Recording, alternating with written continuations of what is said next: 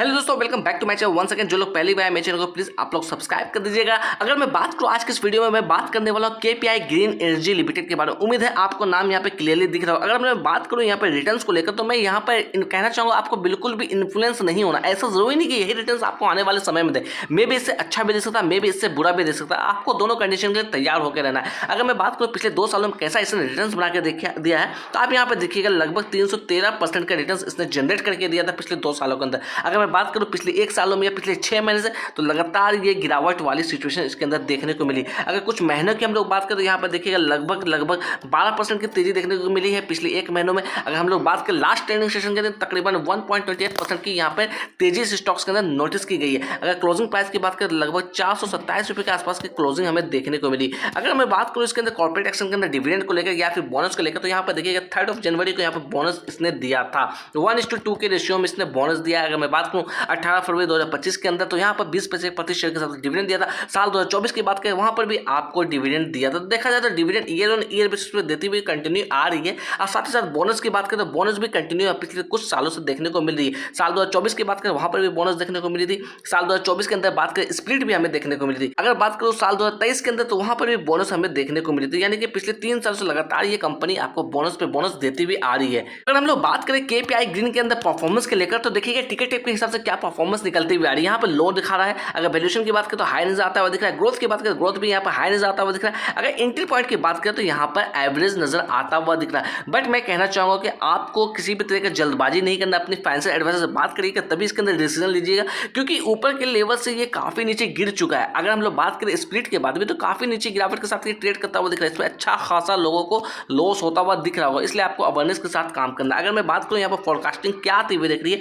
तो यहाँ पर देखिएगा सिर्फ और सिर्फ एक एनालिस्ट ने इसे कवर किया, जहां से 100% का रिकमेंडेशन आता हुआ दिख रहा है। अगर मैं बात करूं म्यूचुअल फंड की होल्डिंग के बारे में, पिछले क्वार्टर से मैं कंपेयर करने की कोशिश करूंगा, तो ये देखिएगा ये है आपका मार्च 2025 के अंदर 0.26%। अगर रिटेलर्स की बात करें 41.52%। वही अगर हम लोग कंपेयर करें जनवरी 2025 से, तो यहाँ पर देखिएगा आपको रिटेलर्स के अंदर बढ़ोतरी देखने को मिल रही है। तो रिटेलर्स का खासा इंटरेस्ट इसके अंदर जागा हुआ है। कहीं ना कहीं रिटेलर्स लोग इसके अंदर जमकर खरीदारी कर रहे हैं। अगर मैं बात करूं इसके अंदर म्यूचुअल फंड की होल्डिंग के बारे में, टॉप 5 म्यूचुअल फंड की होल्डिंग की हम लोग बात करें, सिर्फ और सिर्फ ITI ELS tax saver fund का ही वेटेज 1.89% की। बाकी जितने भी है उनका 50% से कम का ही वेटेज है। मोतीलाल ओसवाल की बात करें 0.60% की होल्डिंग है। ITI लार्ज कैप फंड की बात करें, इसकी वेटेज 0.63% निकलती हुई आ रही है। दोस्तों हम लोग आ गए चार्ट पे। 1 डे के टाइम पे मैंने यहाँ पे चार्ट लगा रखा है। चार्ट के ऊपर मैं बात करूँ, ये जो आप लेवल्स देख रहे हैं, ये जो रेड कलर के जो लेवल्स है, ये हमारा रिजेक्शन लेवल्स है। इस लेवल्स की बात करूँ तो ये भी हमारा रिजेक्शन लेवल्स है, यानी कि कहीं ना कहीं इस एरिया के आसपास सेलर्स की एक्टिविटी नोटिस की गई थी।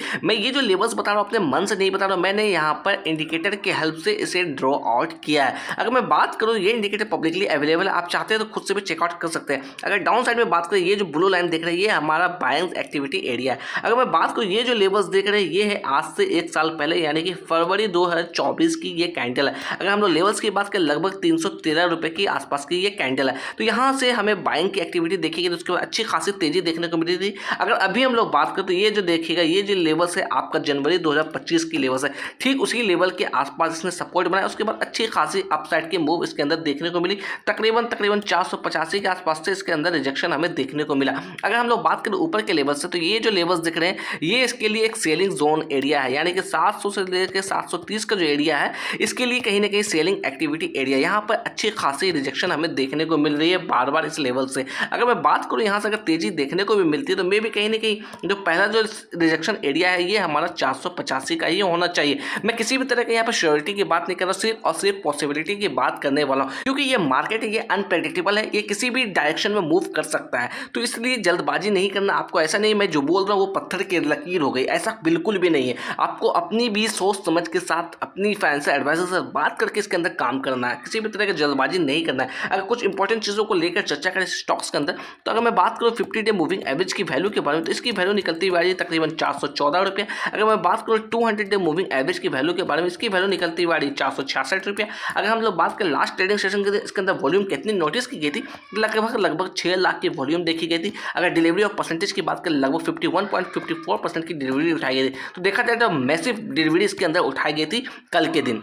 अगर केपीआई ग्रीन के अंदर हम लोग फोरकास्टिंग करें, ये फोरकास्टिंग जो मैं बता रहा हूँ पब्लिकली अवेलेबल है ट्रेडिंग व्यू के प्लेटफॉर्म पे, आप जाते हैं तो खुद से भी चेकआउट कर सकते हैं। सिर्फ और सिर्फ एक एनालिस्ट ने इसे कवर किया over the 1 year of time period. Maximum estimate की बात करें तो 549 दिया है, मिनिमम एस्टिमेट की बात करें तो 549 दिया है। अगर अभी हम लोग बात करें तो इस मिनिमम एस्टिमेट के नीचे ही ये ट्रेड करता हुआ दिख रहा है। अगर हम लोग इसके अंदर टेक्निकल्स की बात करें तो यहाँ पर देखिएगा टेक्निकल्स में क्या आता हुआ दिख रहा है। 12 ऐसे इंडिकेटर है जहाँ से बाई का इंडिकेशन आता हुआ दिख रहा है, 4 ऐसे इंडिकेटर जहाँ से सेल का इंडिकेशन आता हुआ दिख रहा है। अगर मूविंग एवरेजेस की बात करें तो यहाँ पर देखिएगा 10 ऐसे इंडिकेटर जहाँ से बाई का इंडिकेशन आता हुआ दिख रहा है, 4 ऐसे मूविंग एवरेजेस है जहाँ से सेल का इंडिकेशन आता हुआ दिख रहा है। अगर ऑसिलेटर की बात करें 2 ऐसे इंडिकेटर जहाँ से बाई का इंडिकेशन आता हुआ दिख रहा है, 0 ऐसे इंडिकेटर जहाँ से सेल का इंडिकेशन आता हुआ दिख रहा है। ओवरऑल अगर हम लोग बात करें टेक्निकल की तरफ से तो कहीं ना कहीं बाय का ही इंडिकेशन आता हुआ दिख रहा है। तो इस लेवल्स को देखकर आपको भी जल्दबाजी नहीं करना है। ऐसा नहीं कि आपने इसे देख लिया कि यहाँ से बाय का इंडिकेशन आ रहा है तो आपको आंख बंद करके इसके अंदर पैसा लगा देना। ऐसी गलती बिल्कुल भी नहीं करना, इस चीज से आपको बचना है। मैं बार बार कहता हूँ आपको अवेयरनेस के साथ काम करना है, क्योंकि स्टॉक मार्केट के अंदर पैसा है